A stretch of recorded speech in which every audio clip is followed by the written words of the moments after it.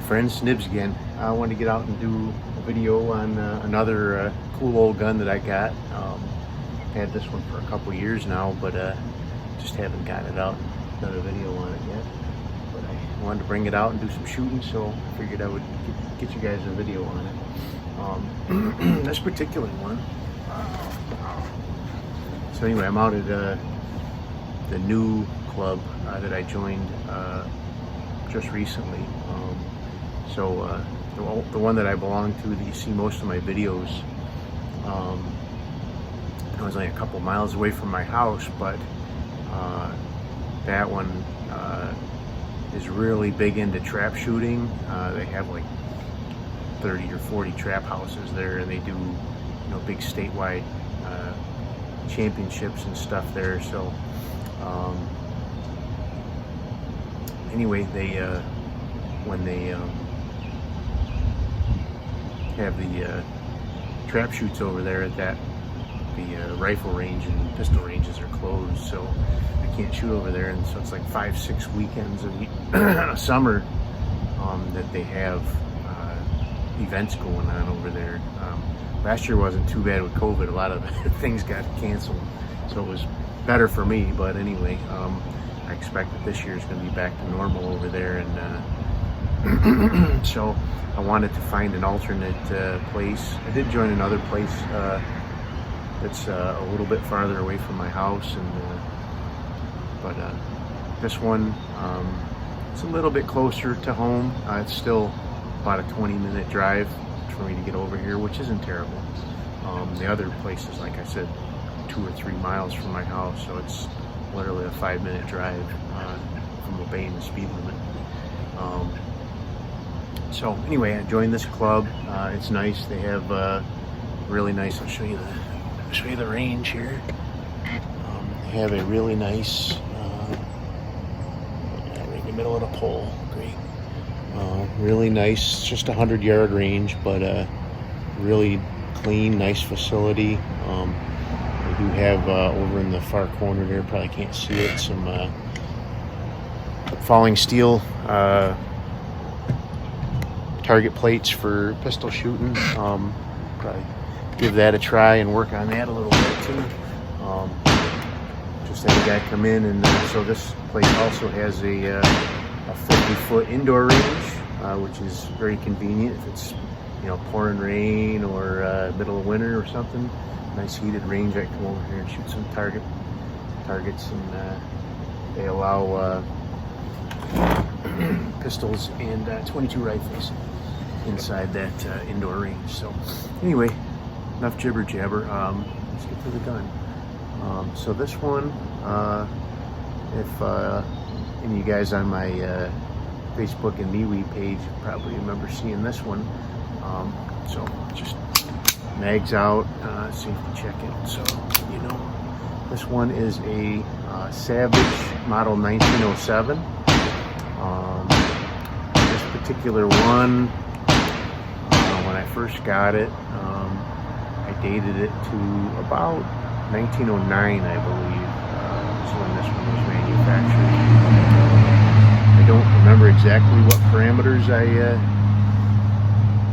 came up with to get that, but I must have looked up the serial number on it. But from best I can tell, this particular one was made in 1909. They did make these up into the 20s, I believe. They did come out with the model 1915 also. So this one, you know, she's 112 years old, 113 years old, something like that. So it's not in too bad a shape for a gun that old. A couple of the kind of neat, innovative things that Savage came up with on this one. You know, they didn't make too many pistols after this particular run, but so this was their original design, and they actually scaled this up into a 45 caliber that went up against the Colt pistol that eventually became the 1911. You know, and I'm really, you know, making the Reader's Digest version of the story, but what I've read is that after all the trials and everything went on, Savage's version and Colt's version were the two last ones to be mulled over and picked. And it's kind of interesting, to think about how things might have turned out if Savage had won that. I read that it was a very, very close battle, and some people actually wanted the Savage. They thought it was a better gun. So some of the interesting features on this, the grip panels do not have any screws. There's you got to tear it down, and then the grip panels will come out. Not going to do that. It's not an easy thing to get apart. It is chambered for 32 ACP. And one of the other cool things about this one that I read was it was the first commercial gun, anyway, to come out with a double stack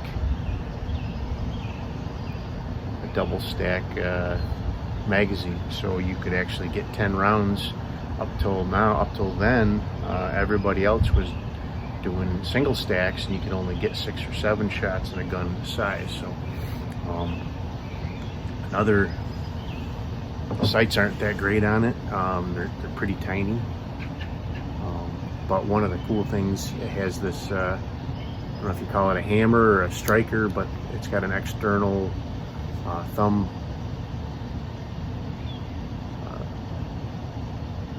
on the hammer here, the striker, that when it's up in fired position, it actually blocks the sight, so you know that you're not ready to shoot. You aim, nope, oh wait, got to cock it. I don't have a bullet there or something. But so anyway, it's an interesting old gun. It shoots really reliably. I haven't had any problems with it. I'm shooting my hand loads out of it that I've done here. These are 80 grain cast round nose with 1.9 grains of red dot. I do have some 1.7 grain loads as well, and they cycle good too. I made these hotter ones because I have a couple of what's those other ones?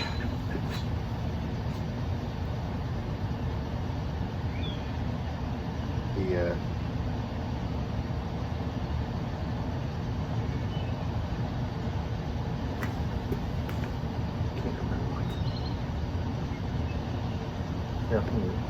so a couple of Spanish guns that I have there that for whatever reason they must have a heavier spring in them, and they won't cycle the 1.7 grains, but the 1.9 grains will cycle them. So just needed just a little bit more recoil action there. So anyway, I'll do some shooting here. I'll show you. It is shooting a little high and to the left. The group, it actually isn't too bad. I'm just shooting out here at 10 yards. It's really intended to just be a defensive pistol. It's not ever going to be a it's not ever going to be a target pistol or anything of that nature. So, but very small, very compact, pretty easy to conceal. This one, you can see that this one was made when Savage was still in Utica, New York, which is pretty cool. Yeah, it's only like 20 minutes away from here. So. The building that used to be the Savage plant from so many years ago actually just burned down a couple of months ago. It was all in the news and everything, but it hasn't been the Savage plant probably 50 or 60 years or more. I think Savage moved out of New York in like the 40s or 50s. So anyway, so chamber around, and the sights are very tiny. I think this gun was more intended to be pointed rather than aimed.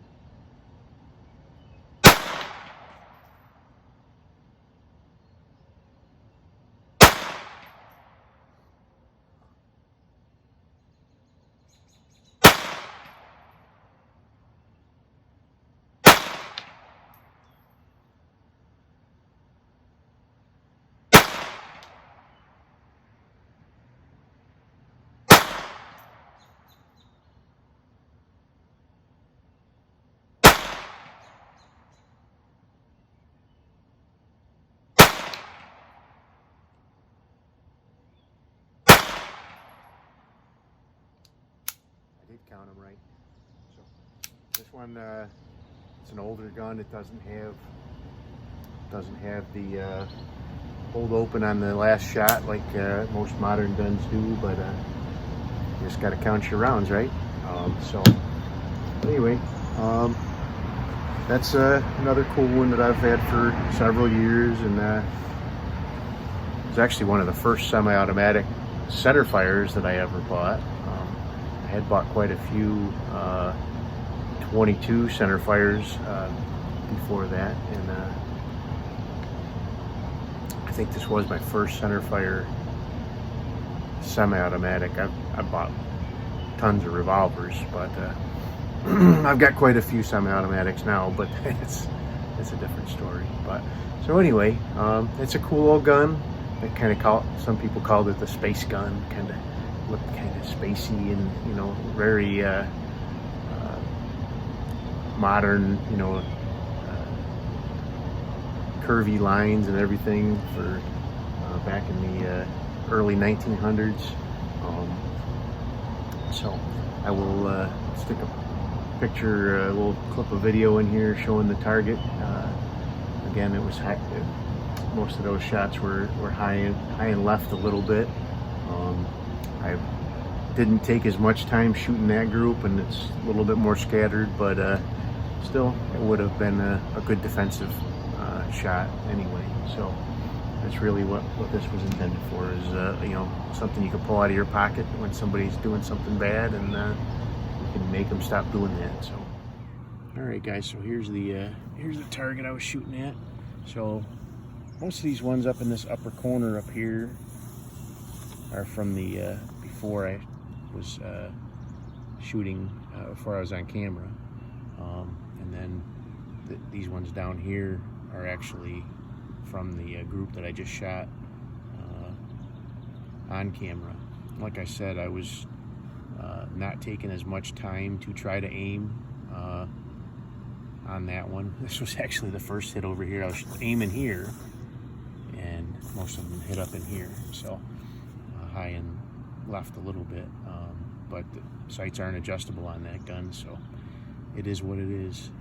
It's a get off me gun. So all right, back to the video.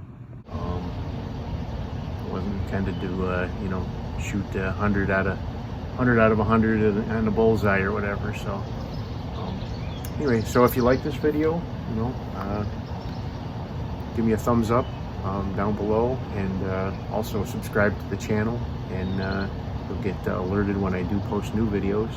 I've been trying to do a lot more recently, and down below in the description you'll see a link for my Patreon page. Any consideration on that would be greatly appreciated. And finally, on Facebook and MeWe, we have a collectors group, Walnut and Steel, vintage rifles, shotguns, and pistols, and we talk about great stuff like this pretty much on a daily basis. Pretty good group of guys and gals on there, so if you're on either one of those platforms, give that a look and join up. So all right, I hope you enjoyed this video, and we'll see you next time.